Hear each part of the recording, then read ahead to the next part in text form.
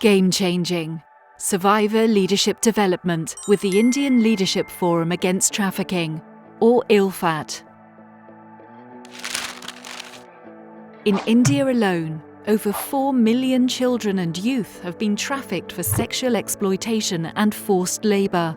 Only 0.7% of these cases ever gets reported. Among those who were arrested, the conviction rate has remained as 1.4%. The government of India, UN agencies and NGOs have spent billions of dollars to combat human trafficking, but it's still increased by 2.6 times over the last decade. Arba was one of these cases. Her neighbour trafficked her from her village in Bengal and sold her into a brothel in Pune. In Bihar, 13-year-old Suruj was trafficked to Rajasthan and forced to work in a glass bangle factory. Zeenat, only 19, was trafficked to Chennai and forced to work in a brick kiln as a debt bondage labourer. For years, they were held captive. Once they were rescued by police and NGOs, all three were left to fend against stigma, poor health and poverty. Sent back home, they did not know who to seek help from or where to go.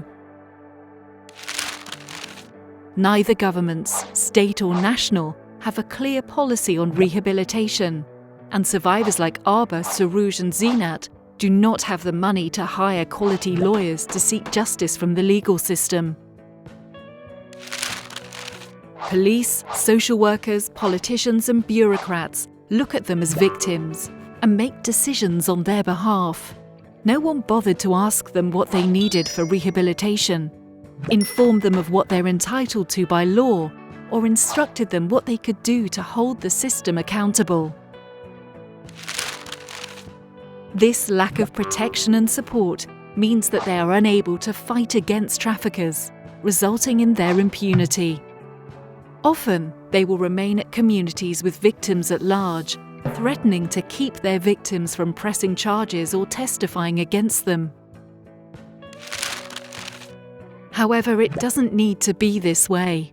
When Arba, Suruj and Zeenat were brought together with other survivors in their districts, they formed collectives to identify the problems they face in their communities. Social workers help them to claim services and compensation. When this fails, it can be escalated to authorities, the media, and the judiciary. This in turn grips public attention and builds political and social power for survivors. They then partner with the police to rescue victims, punish traffickers, and seek services for vulnerable children at risk of becoming victims of trafficking. The critical difference between this process and others is that Arba, Suruj and Zeenat are not treated as victims. They are supported and trained to become leaders in mobilizing themselves, organizing themselves, analyzing problems, making action choices, implementing actions, and asserting their rights with the system. Purely from a resource perspective, it makes sense. The cost of supporting one victim under institutional care at a shelter home is 4 times more than the support to one survivor empowered and fighting for their access to rehabilitation rights. While financial support to victims at shelter homes does not necessarily catalyse systemic change to end this crime of human trafficking, access to rehabilitation with their empowerment enables survivors to restore their life, grow their leadership, and engage with systems to address the systemic root cause of human trafficking crime.